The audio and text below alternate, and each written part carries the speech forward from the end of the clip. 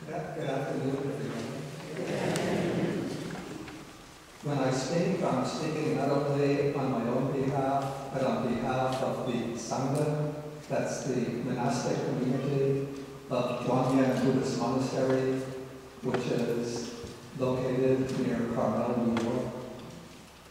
Every New Year's, our monastery hosts an interfaith prayer gathering, and every year representatives from Maryknoll come to participate in this gathering. And so every year we're able to play host to them, and they go through the trouble to drive from this monastery up to our monastery. So we're very happy to have this opportunity to reciprocate their kindness by coming to join you in the prayer ceremony today. Some of the words that have been spoken this afternoon have been very inspiring and thought-provoking.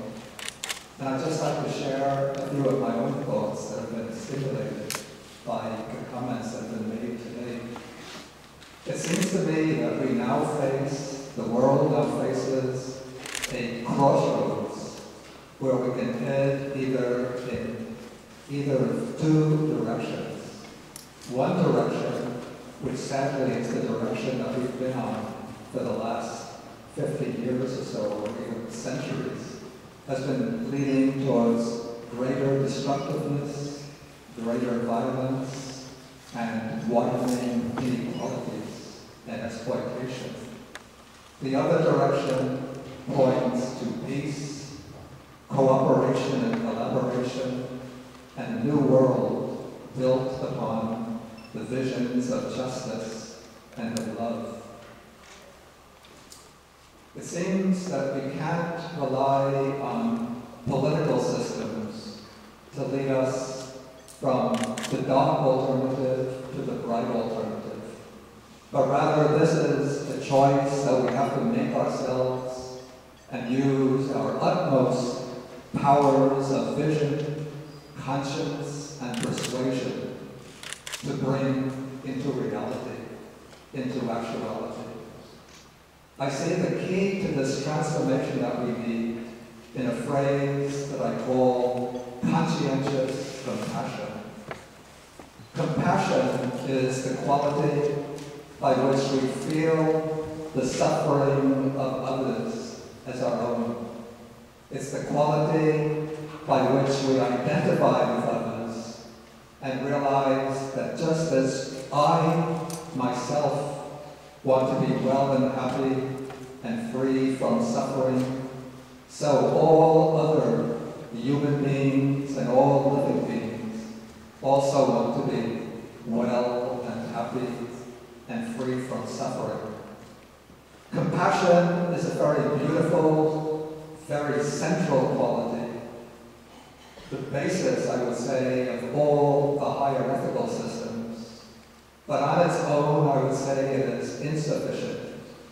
Compassion also has to be supplemented by what I call a sense of conscience, so that we have conscientious compassion. And conscientious compassion means, through conscience, that we envision the highest ethical ideals.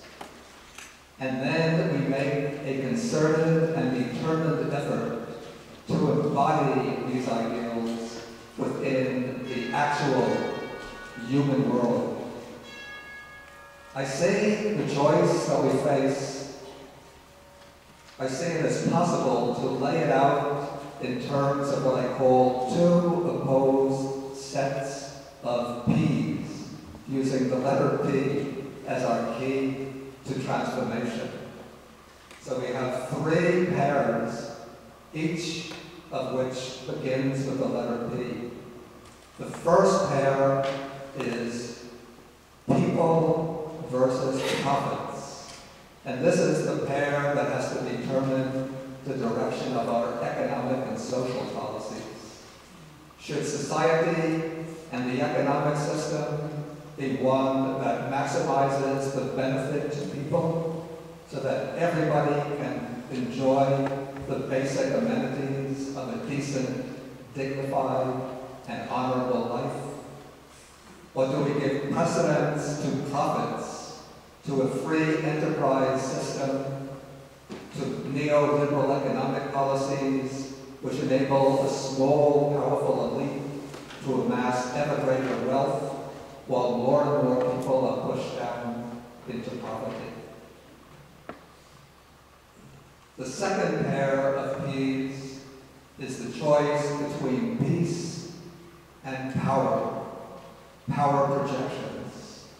Do we want an international policy which is based upon global domination through increasingly more powerful and destructive weapon systems, through full-scale dominance of the world by one country over the others? The kind of policy that might give us a sense of inner security, but at the same time breeds resentment around the world and exposes us to increasingly subtler forms of danger? Or do we want a policy based upon peace, which requires respect for the inherent dignity of all human beings, of every nation, of every religious persuasion, of every ethnicity?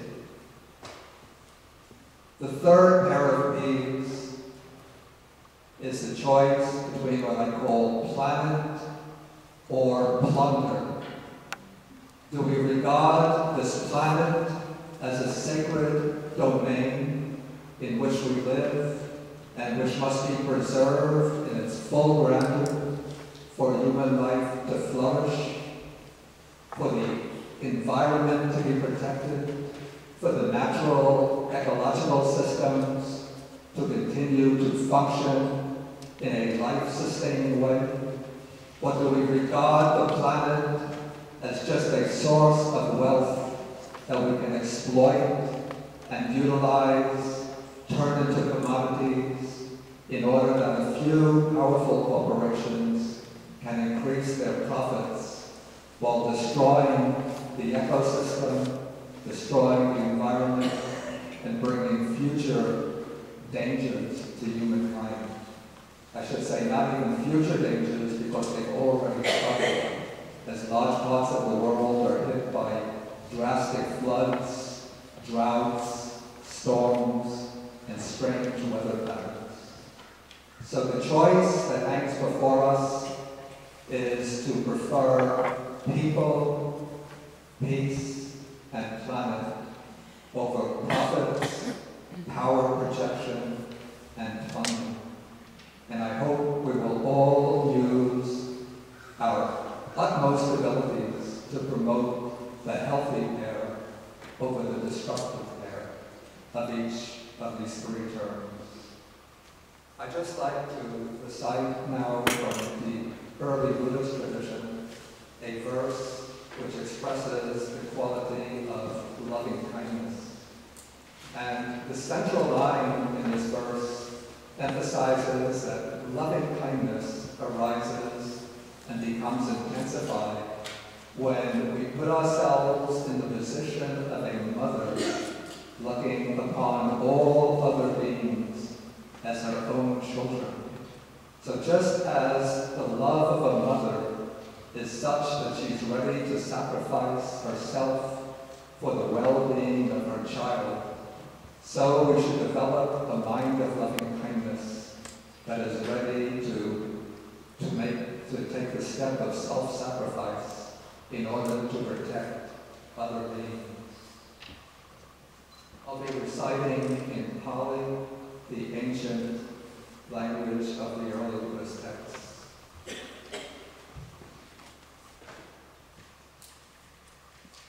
Soki no wa ke no mandu sabe sata bhavantu sakitata nataro prarani kubeta nati manye jagata chinam kanchi.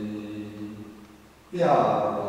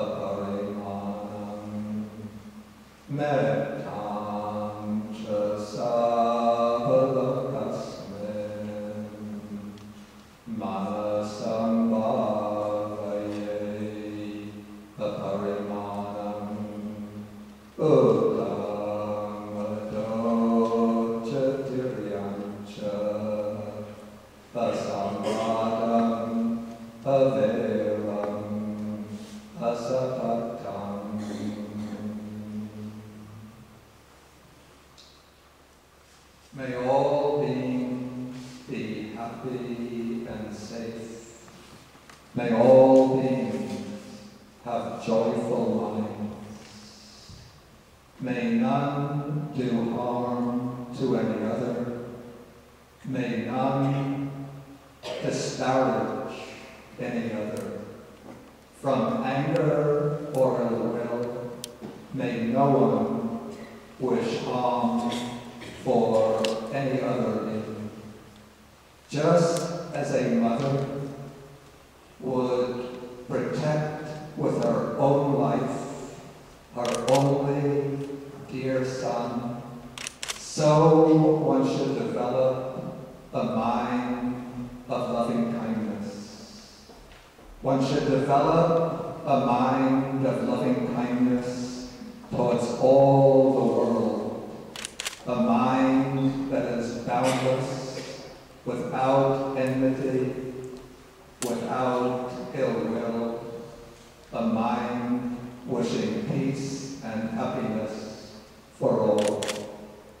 Thank you very much, and may all blessings be with you long into the future.